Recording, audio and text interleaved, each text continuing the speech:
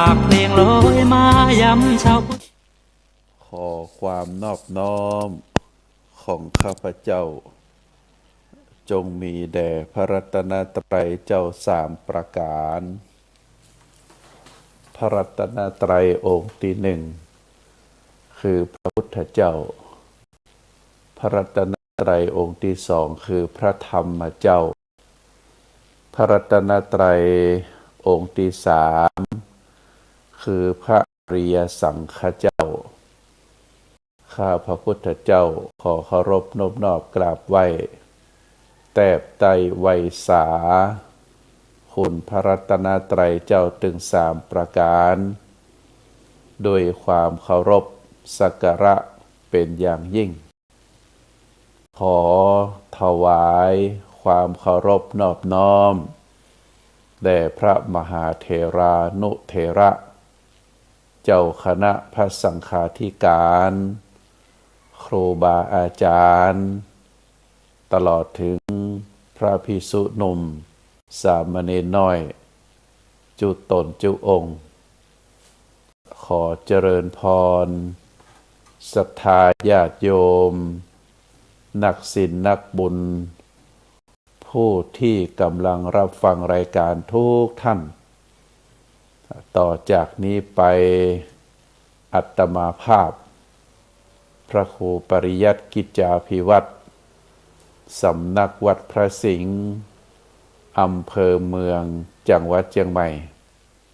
ก็จะได้น้อมนำเอาสารธรรมคติธรรมชาดกธรรมในทางพระพุทธศาสนามามอบเป็นธรรมบรรณาการอาหารใจคือกับท่านสาธุชนนักศีลนักบุญผู้ที่กำลังรับฟังรายการทุกท่านเพื่อที่จะก่อให้เกิดความรู้ความเข้าใจในทางที่ถูกต้องจะก่อให้เกิดมีสติมีปัญญาปารมีธรรมน้อมนำมาประพฤติปฏิบัติเมื่อได้น้อมนำเอาธรรมะคำสอนเป็นสารธรรมคติธรรมเป็นชาดกธรรมเหล่านั้นมาพินิจพิจารณามาประพฤติปฏิบัติก็จะก่อให้เกิดเป็นความสุขจึงจะเป็นความสุขเกิดเป็นความสุขตึงต่างกายอันเกิดจากการประพฤติปฏิบัติที่ถูกต้องและก็เป็นความสุขอันเป็นความสุขทางใจที่เกิดจากผลการประพฤติปฏิบัติที่ถูกต้องท่านสาธุชนหลายก่อนอื่นนั้น ก็ขออนุโมทนาในกุศลเจตนาต่างคลื่นสถานีวิทยุขึ้นพระพุทธศาสนาแห่งนี้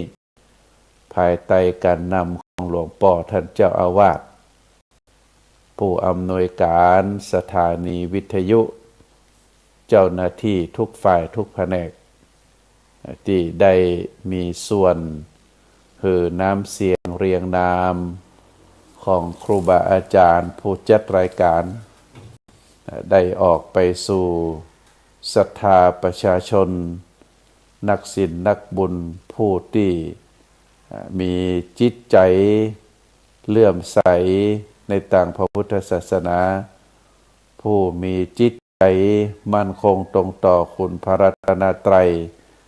ผู้มีจิตใจในมีความต้องการที่จะศึกษาห้ำเฮียนฟังพระธรรมคำสอนก็ถือว่าตั้งคลื่นสถานีวิทยุเจ้าหน้าที่ทุกฝ่ายทุกแผนกเป็นสะพานบุญได้นำเอาน้ำเสียงเรียงนามของผู้จัดรายการของครูบาอาจารย์ได้ออกไปสู่ศรัทธาประชาชนทุกวันทุกวันแต่งแต่เจ้ายันดึกแฟนรายการหรือผู้รับฟังแต่ละผู้แต่ละคนก็ สามารถที่จะติดตามได้ซึ่งบางผู้บางคน เปิ้นก็ชอบแนวตลกขบขันบางผู้บางคนเปิ้นก็ชอบฟังการเทศน์แบบธรรมวัตรแบบทำนองตั้งเหนือเฮาบางผู้บางคนเปิ้นก็ชอบแบบแนวธรรมะปื้นๆการสนทนาปราศัยการการจากันบางผู้บางคนเปิ้นก็ชอบธรรมะแนวปฏิบัติฟังแล้วจะได้น้อมนำมาประพฤติปฏิบัติบางผู้บางคน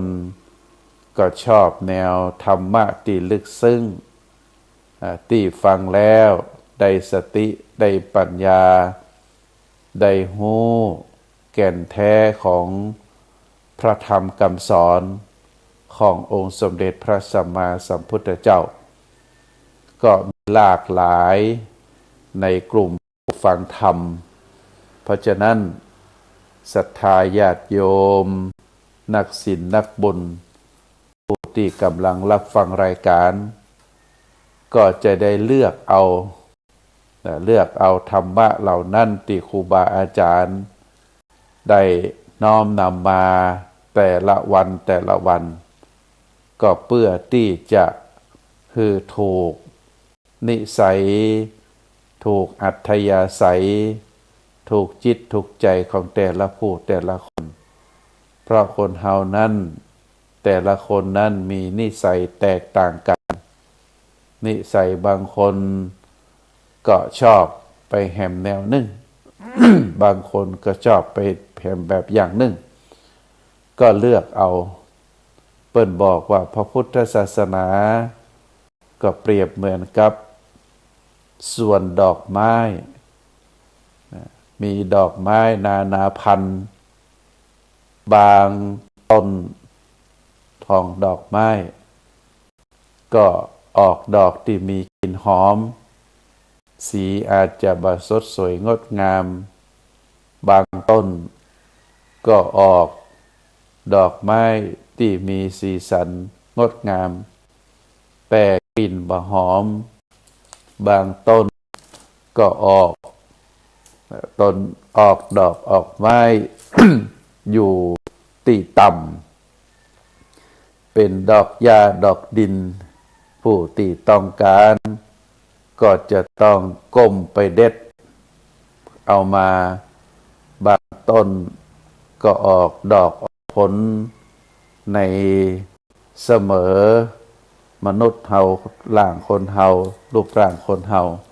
ก็บ่สูงเกินไปบ่ต่ำเกินไปเฮาก็สามารถที่จะเก็บดอกไม้เหล่านั้นได้บางต้นก็เป็นต้นสูง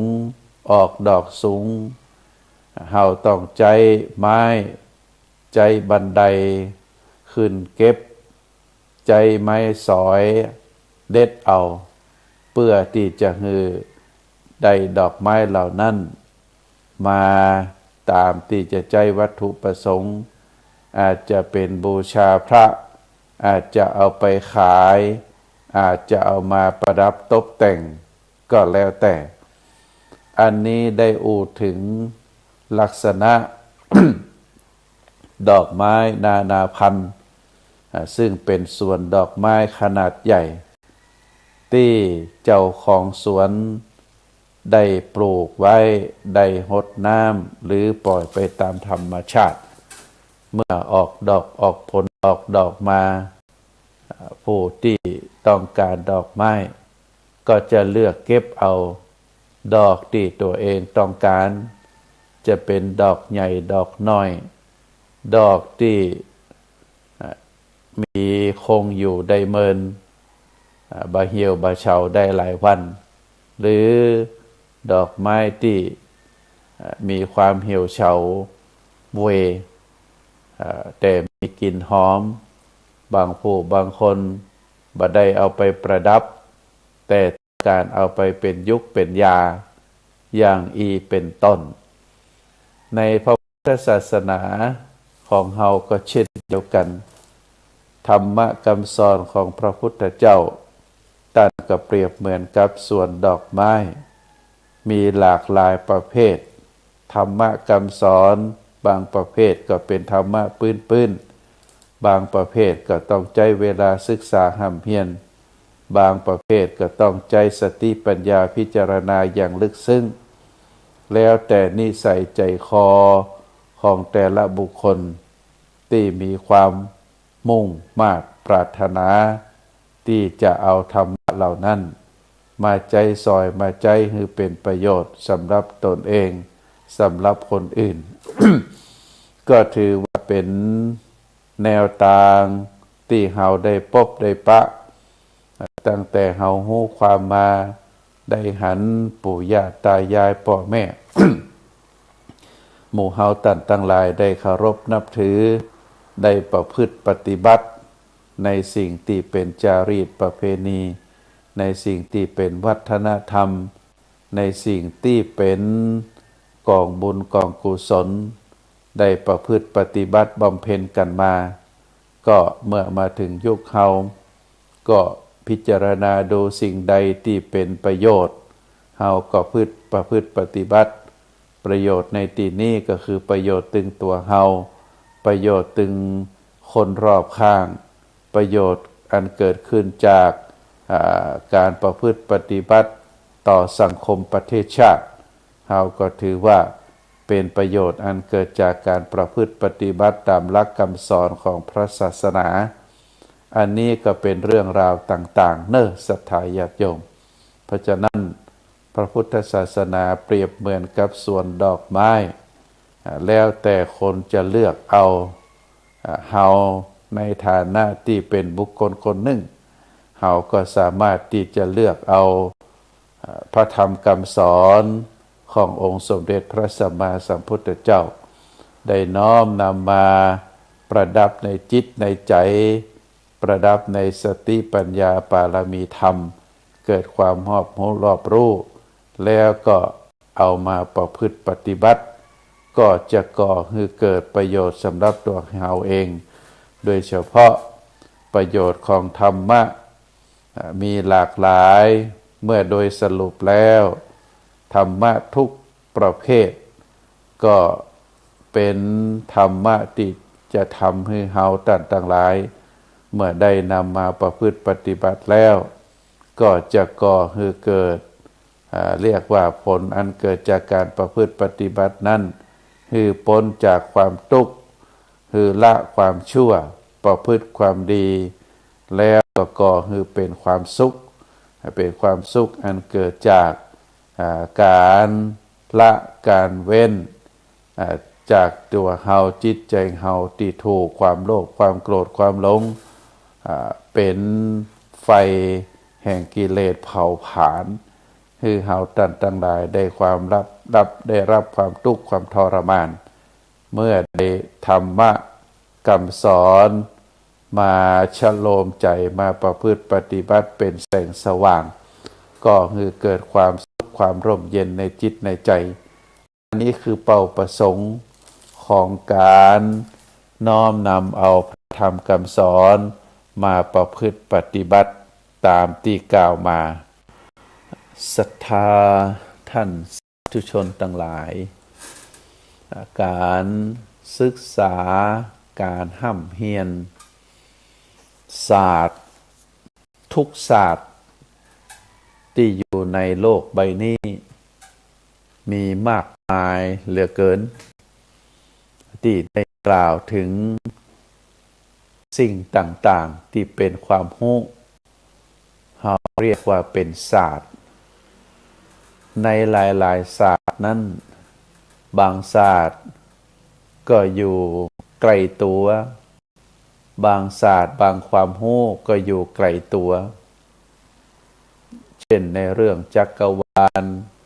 ดวงพระจันทร์ดวงอาทิตย์โลกอย่างอีเป็นต้นซึ่งอยู่ไกลบางทีบางครั้งเราก็บ่สามารถที่จะมองหันโดยสายตาได้ศาสตร์บางศาสตร์ความรู้บางเรื่องก็เฮ เฮาเข้าไปเกี่ยวข้องในชีวิตประจำวันอาจจะเป็นปีละครั้งเดือนละครั้งหรือสัปดาห์ละครั้งนะก็มีหลายสิ่งหลายอย่างหรือบางทีก็เมินได้เข้าไปศึกษา ได้เข้าไปหู้ ได้เข้าไปสนทนาปราศัยศึกษาห่ำเรียนศาสตร์บางศาสตร์ความรู้บางเรื่องก็อยู่รอบข้างเฮาใจตึงวันอย่างเช่นเรื่องเข้าป่าอาหารการดื่มสิ่งแวดล้อมที่อยู่ใกล้ตัวบ่ว่าจะเป็นที่อยู่อาศัยที่หลับที่นอนสิ่งของที่เฮาใจทุกวันก็ถือว่าเป็นความรู้ที่เกี่ยวข้องกับตัวเฮาศาสตร์บางศาสตร์ความรู้บางเรื่องก็อยู่ในตัวตนเฮาอยู่ในตัวในตนเฮาอันนี้เป็นเรื่องของความรู้ความเข้าใจที่เอามายกเอามาอู้ในตรงนี้ก็เพื่อที่จะเกิดคือความรู้กับท่านสาธุชนว่าบางครั้งเฮาศึกษาเรียนรู้ก็ในเรื่องที่ไกลนะไกลตัวเฮาบางทีก็ไกลหลายยกหลายกิโลหลายร้อยกิโลบางศาสตร์บางเรื่องบางสิ่งก็อยู่ไกลตัวเฮาอยู่ประมาณหลายกิโล 2-3 กิโลก็ได้บางเรื่องบางอย่างความรู้บางอย่างก็อยู่ไกลตัวเฮาอาจจะเอื้อมถึงหันทุกวันบางเรื่องบางศาสตร์บางความรู้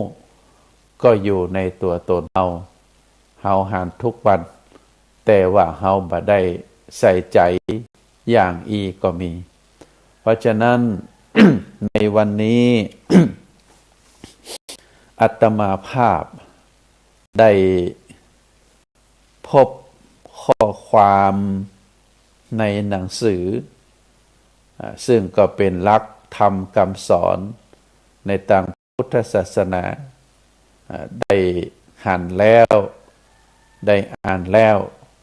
ก็หันว่ามีคุณมีประโยชน์ต่อท่านผู้ฟังต่อตัวอาตมาเองหันแล้วก็ประทับใจอ่านแล้วก็ประทับใจก็จะได้เอามาอู้จ๋ามานำเสนอให้ท่านสาธุชนได้พินิจพิจารณาดูโดยเฉพาะเกี่ยวกับตัวมนุษย์เฮา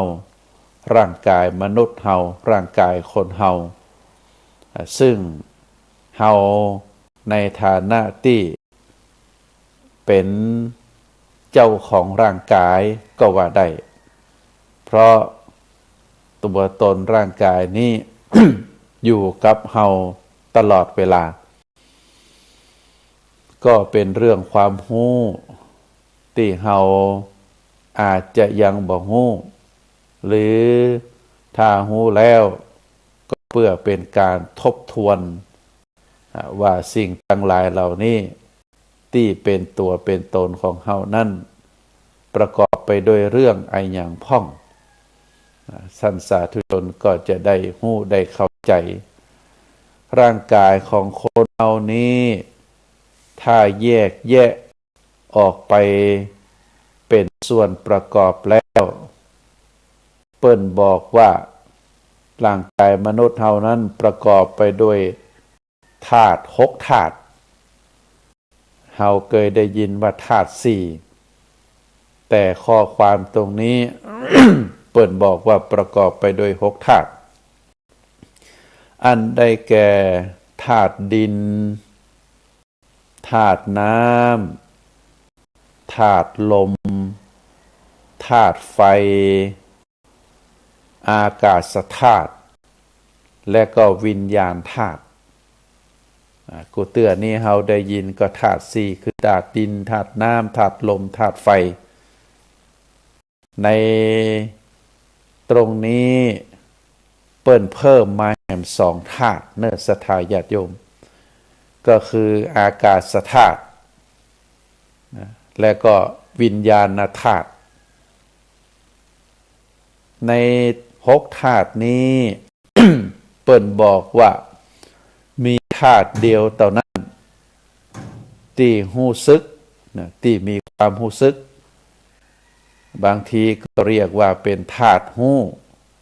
ก็คือวิญญาณธาตุแหม5ธาตุก็คือธาตุดินธาตุน้ำธาตุลมธาตุไฟอากาศธาตุ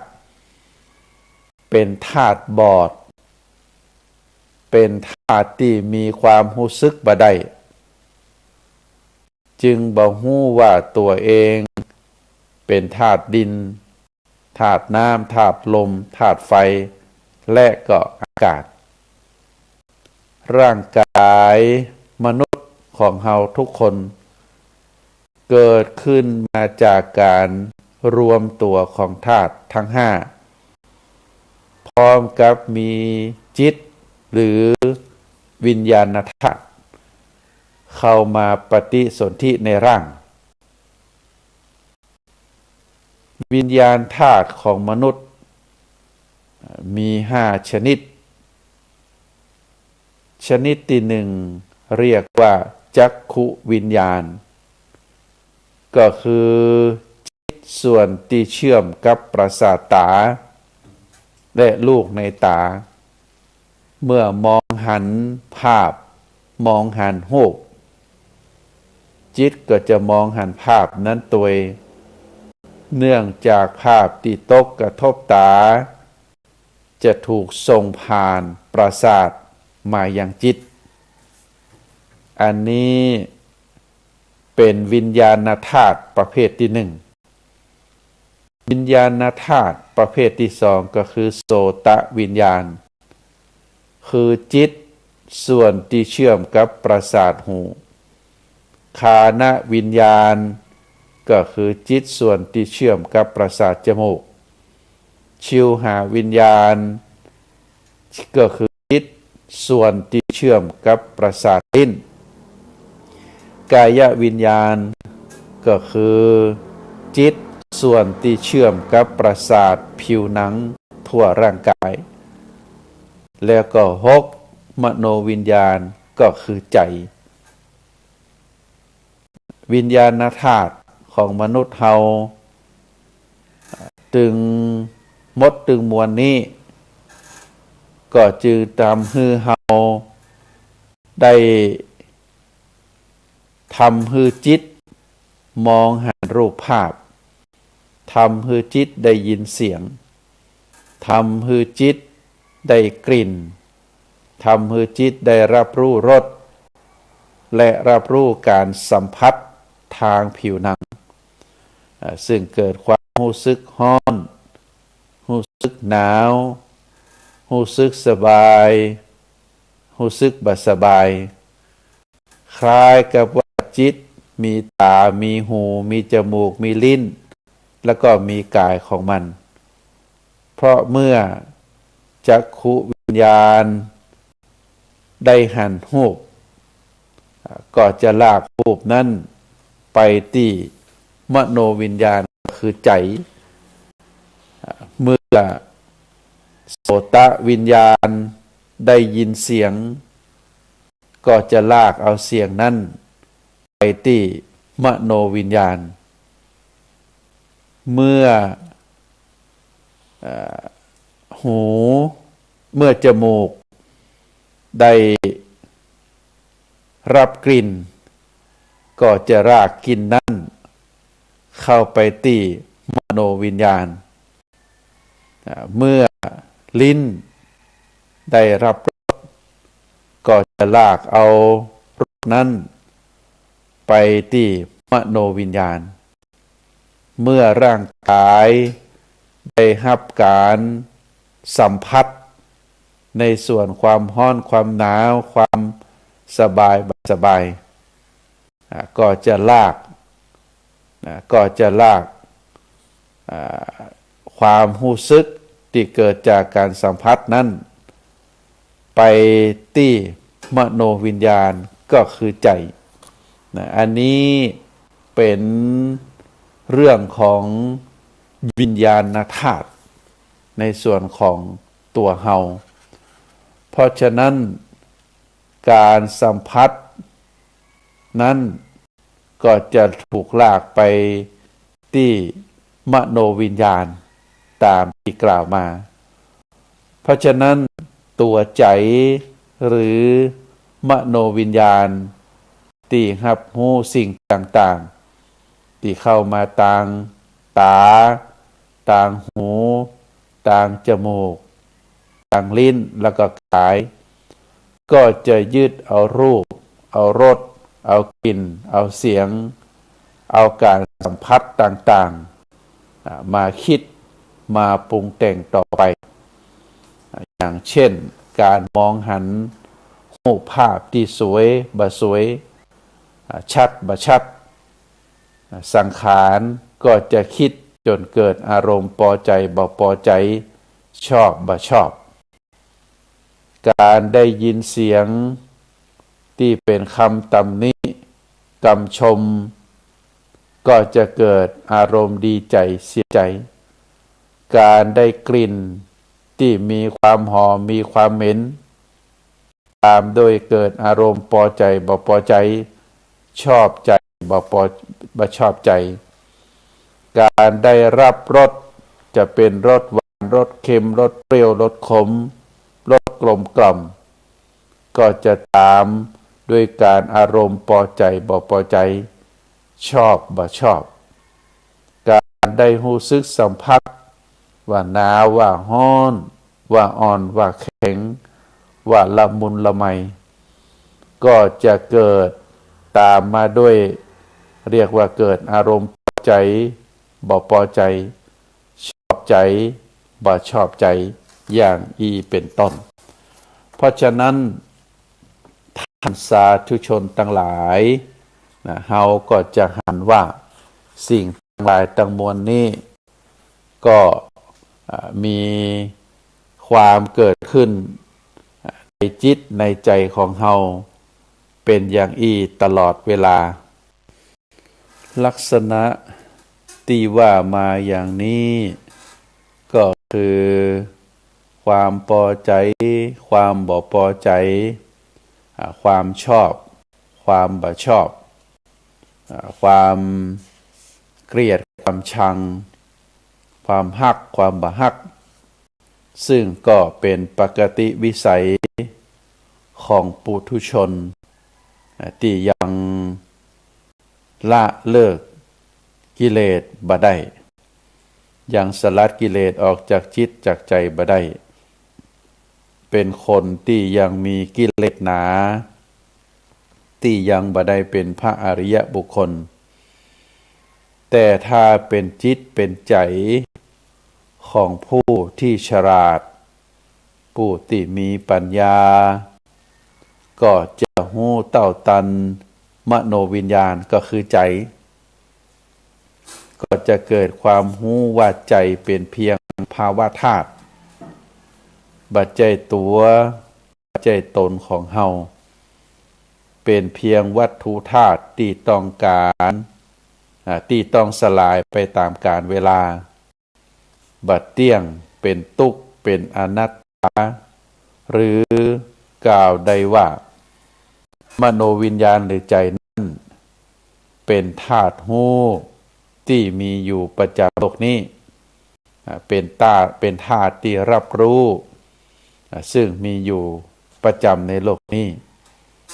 ใจที่มีปัญญาจะมีการสำรวมระวังจิตอยู่ตลอดเวลาดวงจิตดวงใจดวงใดใจดวงใดที่มีปัญญากำกับมีสติปัญญากำกับก็จะมี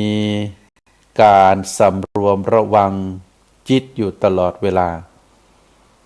จนหันจิตในจิตหันกายในกายหันเวทนาในเวทนาหันธรรมในธรรมจิตสงบจากความยึดมั่นถือมั่น ว่ากายนี้เป็นของเฮาจิตสงบจากจิตนี้เป็นเฮาจิตสงบจากตาที่หันว่ารูปเป็นเฮาหันจิตสงบจากหูที่ได้ยินว่าเฮาได้ยินจิตสงบจากจมูกได้กลิ่นว่าเฮาได้กลิ่นจิตสงบจากลิ้นหูรสว่าเฮาหูรสจิตสงบจากกายสัมผัสถูกต้องว่าเฮาสัมผัสถูกต้องอันนี้ เป็นลักษณะของจิตผู้ที่ได้รับการฝึกฝนผู้ที่รู้ตามความเป็นจริงผู้ที่มีปัญญารอบรู้ถึงสภาวะธรรมต่างๆก็จะกำหนดในจิตในใจได้ตามรู้ได้ตามลำลึกได้รู้สักแต่เพียงว่ารู้หันก็สักแต่เพียงว่าได้หันได้ยินก็สักแต่เพียงว่าได้ยินได้รับรสก็สักแต่ว่าได้รับรสได้รับการสัมผัสก็สักแต่ว่าได้รับการสัมผัสความถูกต้องในร่างกายหู้ว่าอ่อนว่าแข็งว่าสบายบ่สบายว่าร้อนว่าหนาวอย่างอีเป็นต้น เพราะฉะนั้นท่านสาธุชนหลายเฮาท่านทั้งหลายบางทีบางครั้งก็บ่ได้นึกถึงส่วนนี้เฮาก็ไปยึดมั่นถือมั่นบางทีบางครั้งตาได้หันรูปก็เอามายึดมาถือตามคนที่เป็นปุถุชนมีกิเลสรูปคนใดดีคนใดงามคนใดที่มีรูปร่างหน้าตาดีก็เข้าไปยึดไปถือซึ่งเราก็จะหันว่าวงการมายาดาราภาพยนตร์ก็จะเอารูปเอาร่างเป็นเกณฑ์ในส่วนของถ้าคนที่รู้ตามความเป็นจริงก็จะบ่ยึดบ่ถือเป็นลักษณะแบบนั้นบางผู้บางคนได้หันคนเลี้ยวขี้เหร่คนพิกลพิการบางทีก็เกิดในคิดในใจว่าวันนี้เป็นวันอัปมงคลได้พบกับคนบดีมางามคนพิกลพิการอย่างที่เป็นต้นแต่ถ้าเฮาบ่เอาใจไปยึดมั่นถือมั่นหันก็สักแต่ว่าหันได้ยินก็สักแต่ว่าได้ยินได้รับรู้ถึงรสก็สักแต่ว่าได้รับรสการสัมผัสก็เช่นเดียวกันเพราะฉะนั้น ในส่วนของ ตัวตนมนุษย์เฮานั้นขึ้นอยู่ว่าจิตใจของผู้ใดได้รับการฝึกฝนจิตใจของผู้ใดที่ได้รับการศึกษาเกิดปัญญาความรอบรู้ก็จะเข้าไปยึดมั่นถือมั่นตามที่กล่าวมาเพราะฉะนั้นสิ่งที่ทำให้คนเฮาเกิดก็คือจิตหลงว่ามันคือเฮาสิ่งนั้นคือเฮาสิ่งนี้คือเฮาดังนั้นเฮาจะหันว่าหลังจากเกิดมาแล้วควรทำความรู้จักกับความจริงของธรรมชาติแล้วจิตจะบ่มาเกิดมาแก่มาเจ็บมาตายแฮมหมายความว่าถ้าจิตของผู้ใดที่ได้รู้ตามสภาพความเป็นจริงบ่ยึดมั่นบ่ถือมั่นบ่เข้าไปยึดถือคือปล่อยวางคือสละคือพิจารณาตามความเป็นจริงเฮาก็สามารถที่จะสลัดความยึดมั่นถือมั่นเหล่านั้นแล้วก็สามารถที่จะสลัดความโลภความโกรธความหลงคือหมดไป จากจิตจากใจได้เพราะว่าจิตใจของเฮานั้นได้รู้ตามความเป็นจริงนะเฮาเป็นสิ่งที่เฮาจะต้องหยุดนิ่งจิตของเฮาฮือหยุดฮือดับความยึดมั่นถือมั่นก็จะเป็นสิ่งที่คือเกิดความรู้สึกเนื้อหนังร่างกายนี้ปัจจัยตัวปัจจัยตนของเฮามีความรู้สึกว่าจิตใจปัจจัยของเฮาเป็นเพียงแต่ธาตุทั้งหกที่เป็นของโลกบ่ได้เป็นของไผเกิดความรู้สึกว่าตัวเฮาเองเป็นผู้มาเยือนเท่านั้นเฮาบ่ต้องห่วงอะหยังบ่ต้องวิตกอะหยังตอนมาเฮาก็มาคนเดียวตอนแก่เฮาก็แก่คนเดียวตอนเจ็บเฮาก็เจ็บคนเดียวตอนตาย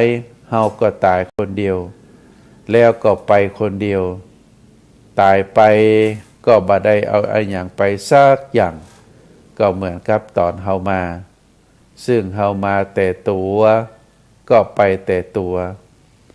มีแต่บุญก็คือคุณงามดีและก็บาปอกุศลหรือความชั่วเท่านั้นที่จะติดตามตัวเฮาไปถ้าเฮาสามารถชำระจิตใจให้อยู่เหนือดีเหนือชั่วได้แล้วเปิ้นบอกว่านิพพานก็จะอุ้มจิตไปถ้าเฮาสามารถชำระจิตใจให้อยู่เหนือความดีความชั่วนิพพานก็จะอุ้มจิตเฮาไปดังนั้นองค์สมเด็จพระสัมมาสัมพุทธเจ้าพระพุทธองค์ได้เทศนา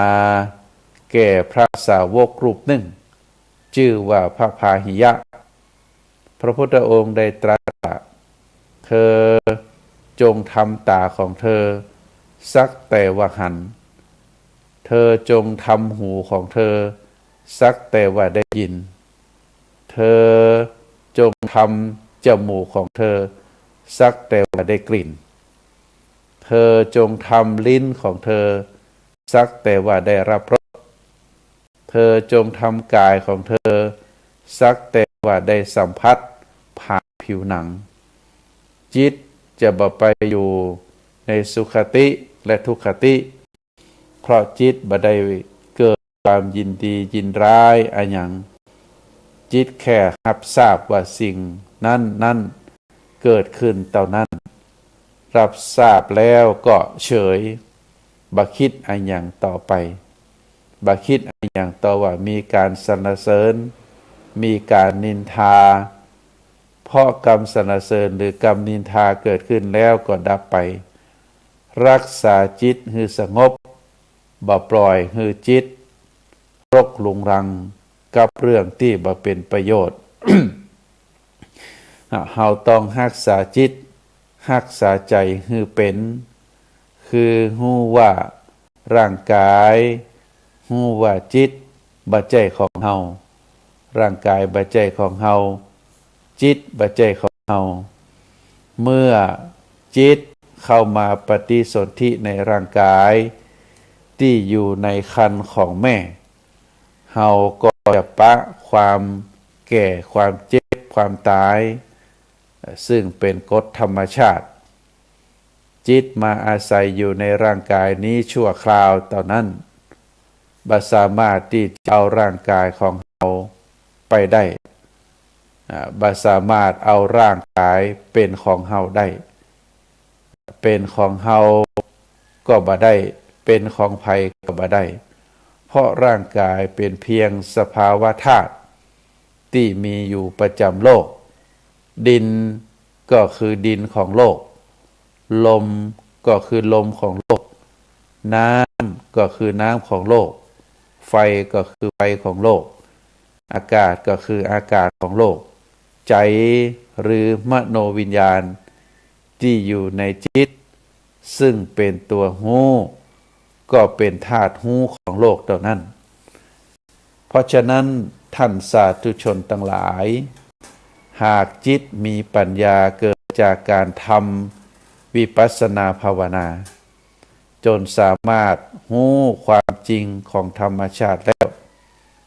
จิตดวงนั้นก็จะปล่อยวางบ่เกิดความทุกข์บ่เกิดความเดือดร้อน เนื่องจากว่าตัวตนของใจนั้นได้ตายลงไปจึงบ่มีเฮาอยู่ในร่างกายนี้เป็นการตายก่อนที่จะตายแท้เรียกว่าเป็นการตายก่อนตายอันนี้เป็นธรรมะที่พระพุทธองค์ได้ทรงแสดงไว้ในการศึกษาห้ำเฮียนในตัวตนในชีวิตของคนเฮาเพราะฉะนั้นผู้ที่ตายก่อนตาย ถึงจะยังมีชีวิตอยู่จิตจะวางจากความเป็นตัวตนคือสามารถทำอะไรอย่างก็ได้แต่บ่มีเฮาบ่มีเขาบ่มีเฮาบ่มีตัวบ่มีตนตัวเฮาเป็นเพียงผู้กระทำเป็นเพียงแต่ผู้เดินได้นั่งได้นอนได้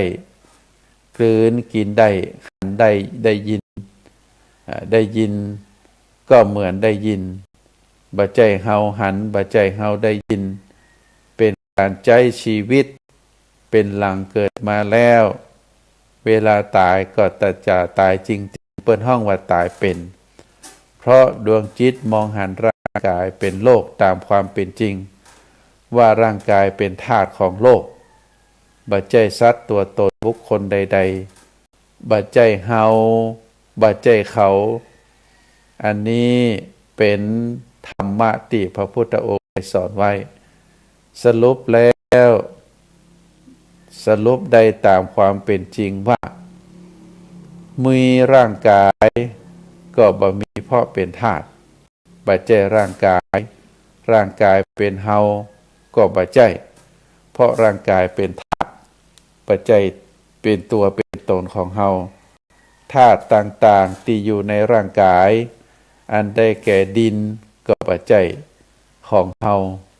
น้ำก็ปัจจัยของเฮาลมก็ปัจจัยของเฮาไฟก็ปัจจัยของเฮาอากาศก็ปัจจัยของเฮาดวงจิตนี้ก็ปัจจัยของเฮาเพราะเป็นวิญญาณธาตุถ้าเฮาพิจารณาถึงสิ่งต่างๆที่ว่ามานี้ก็จะเป็นความรู้ความเข้าใจที่แท้จริงตามหลักพระพุทธศาสนามนุษย์ที่ใช้ชีวิตแบบมีชีวิตเป็นจะบ่เกิดความทุกข์เพราะมีความเข้าใจว่าชีวิตเป็นของชีวิต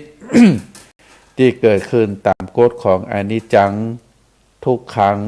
อนัตตาเมื่อชีวิตเป็นของชีวิตนี้จึงบ่ใจตัวตนของเฮาร่างกายก็จะต้องเสื่อมตามวัยคือแก่เจ็บแล้วก็ตายส่วนมนุษย์ที่หลงผิดมีจิตที่หลงจิตซึ่งเฮาก็เรียกว่าเป็นอวิชชาจะมีชีวิตแหมแบมคือใจชีวิตแบบประเป็นเพราะเข้าใจว่าร่างกายเป็นของเฮาก็จึงทำให้เกิดความทุกลมหายใจเข้าออกทุกลมหายใจที่เข้าที่ออกเกิดความยึดมั่นถือมั่นสำคัญหมายกับทุกสิ่งทุกอย่างในร่างกายที่คิดว่าเป็นตัวเฮาดังนั้นก็ทำให้ผู้ที่ใช้ชีวิตแบบบ่เป็นจึงมีชีวิตที่มีความตลอดชีวิตเฮาเกิดความเศร้าโศกวิปโยคอะไรลำพันธ์ร้องห่มร้องไห้เสียดายวิตกกังวลฝ่ายดีก็วิตกฝ่ายบ่ดีก็วิตก มีฮักมีจังมีสุขมีทุกข์มีพอใจบ่มีพอใจมีห่วงแหนเรียกว่ามีบ่เป็น มีชีวิตที่บ่เป็นแม้แต่สิ่งที่มีอยู่นี่ก็เอาไปบ่ได้ถ้าบ่ต้องการแก่บ่ต้องการเจ็บบ่ต้องการตายแฮมแล้วก็ให้พิจารณาว่าสิ่งทั้งหลายเป็นสิ่งที่บ่น่าพึงปรารถนาเพราะฉะนั้นเฮาจึงกล่าวได้ว่าการมาเกิดเป็นมนุษย์ก็คือการเกิดมาที่จะมาศึกษาธรรมชาติทำจิตให้เข้าถึงธรรมะทำจิตให้เข้าถึงธรรมะคือมองเห็นว่าร่างกายเป็นอนัตตาบ่เที่ยงมีการเปลี่ยนแปลงมีการเสื่อมลงอยู่ตลอดเวลาจิตเป็นอนัตตาเมื่อตั้งร่างกายแล้วก็จิตบ่เที่ยงจึงบ่มีตัวบ่มีตนการที่หานว่ามีร่างกายความจริงแล้วร่างกายบ่มีการเปลี่ยนแปลงฮือจิตใจชีวิตเป็นถึงแม้ว่าความคิดยังมีอยู่แต่คนคิดบ่มีแล้วการดื่มการกินการเดินการยืนการนั่งการนอนก็ยังมีอยู่แต่บ่มีผู้ดื่มบ่มีผู้กินบ่มีผู้ยืนบ่มีผู้เดินบ่มีผู้นั่งบ่มีผู้นอนถึงแม้ต่างยังมีอยู่แต่เปรียบเหมือนกับบ่มีผู้เดินเพราะฉะนั้นก็เป็นคำสอนเป็นลักษณะแบบนี้ขอให้เฮาท่านทั้งหลายนึกอยู่เสมอว่าความตายปรากฏแก่มนุษย์ทุกคนตั้งแต่คืนแรกของการปฏิสนธิในครรภ์ของมารดานั่นคือการเดินก้าวเข้าไปสู่ความแก่ความเจ็บแล้วก็ความตายขอให้ทุกคน ได้รักษาจิตรักษาใจให้เป็นคือรักษาจิตให้บ่มีให้บ่เป็นเมื่อบ่มีเฮาก็บ่เป็นเฮาบ่เป็นของเฮากายบ่ใจของเฮาจิตบ่ใจของเฮาความรู้บ่ใจของเฮาทุกสิ่งทุกอย่างบ่ใจของเฮาแต่เป็นของที่มีสำหรับโลกเมื่อสามารถรักษาจิตรักษาใจวางจิตวางใจแบบนี้ได้ก็ถือว่าเป็นผู้ที่มีความรู้ความเข้าใจตามหลักสัจธรรมของมนุษย์เฮาเพราะฉะนั้นท่านสาธุชนทั้งหลายสิ่งทั้งหลายที่ว่ามานี้ก็ถือว่า เป็นเรื่องราวเป็นสัจธรรมที่พระพุทธองค์ได้สอนไว้เป็นธรรมะที่ลึกซึ้งก็ฝากให้ศรัทธาญาติโยมลองพินิจพิจารณาดูในวันต่อไปครั้งต่อไปก็จะเอามาอธิบายเพิ่มเติมมาสาธยายมามาจาบางทีบางครั้งนิสัยของคนเฮาครั้งเดียวก็ยังบ่เข้าใจหลายครั้งบางทีก็ยังเบลอๆก็จำเป็นต้องมามาจามากล่าวคือหลายๆครั้งเพื่อที่เฮาจะใจปัญญาพิจารณาตามพระธรรมคำสอนเหล่านั้นเฮาก็จะได้ปะตามความเป็นจริงตามที่เฮาควรจะศึกษาถือว่าศาสตร์อื่นเรื่องอื่นก็เป็นเรื่องที่อยู่ไกลตัวศาสตร์ความรู้ที่ได้นำมาในวันนี้เป็นความรู้เป็นศาสตร์ที่อยู่กับตัวกับตนเฮาที่เฮาควรจะศึกษาเพียรเพื่อที่จะได้เกิดความรู้ความเข้าใจที่แท้จริงเป็นความรู้ความเข้าใจอันเกิดจากตามความเป็นจริงเป็นหลักสัจธรรมที่พระพุทธองค์ได้สอนไว้เมื่อเฮาได้รู้ได้เข้าใจอย่างแท้จริงแล้ว เฮาก็จะดำเนินชีวิตโดยความบ่ยึดมั่นถือมั่นจะปล่อยวางจะเกิดความโล่งความโปร่งความสบายจากที่เฮาต้องยึดมั่นถือมั่นอันนั่นก็ของเฮาอันนี้ก็ของเฮาลูกเฮาผัวเฮาสามีเฮาภรรยาเฮาทรัพย์สมบัติเฮาตัวตนของเฮาเข้าไปยึดมั่นถือมั่นเมื่อมีการเปลี่ยนแปลงเมื่อมีการตายสูญสลายไปบางทีจิตใจดวงนั้นก็กระวนกระวายบ่สามารถที่จะทำให้จิตให้ใจนั้นได้เป็นปกติสุขใดแต่ถ้าหากว่าเฮาท่านทั้งหลายได้กระทำบำเพ็ญศึกษาหำเพียรถึงสิ่งที่เฮาท่านทั้งหลายได้รู้ได้เข้าใจบางครั้งบางคราวเฮาก็จะเกิดความรู้ความเข้าใจว่าสิ่งต่างๆที่เฮาลงมาที่เฮาลงยึดเฮาถือมานั้นจริงๆแล้วก็บ่ใจมีความจริงสักอย่างบ่ใจมีเป็นตัวเป็นตนสักอย่างบ่ควรจะเข้าไปยึดมันทุกสิ่งทุกอย่างนั้นมันเป็นของโลกอยู่ประจำโลกดินอยู่ประจำโลกน้ำอยู่ประจำโลกเป็นของกูกับโลกนี้เพียงแต่เข้ามาเกาะกลุ่มเข้ามารวมตัวกันเป็นสิ่งสมมุติว่าอันนั้นคือนายนั่นนายนี่แต่จริงๆแล้วถ้าเราพิจารณาถึงความเป็นจริงแล้วก็บ่ใช่เป็นเรื่องที่เราควรจะเข้าไปยึดมั่นถือมั่นเป็นเรื่องที่เราควรจะปล่อยวางคือเป็นไปตามธรรมชาติคือทำคุณประโยชน์ต่อโลกต่อสังคมต่อคนรอบข้างก็จะถือว่าเป็นสิ่งที่ดีจิตใจของเราก็จะบ่ขุ่นมัวเพราะฉะนั้นในวันนี้อาตมาภาพก็ขอนำรายการจากท่านสาธุชนไปก่อนเน้อไว้โอกาสหน้าเฮาก็จะได้มาปะมาพบมามาจากกันเพื่อที่จะทำให้เฮาทั้งหลายได้รู้ตามความเป็นจริงว่าชีวิตของเฮาแท้ๆมีความประสงค์อันยัง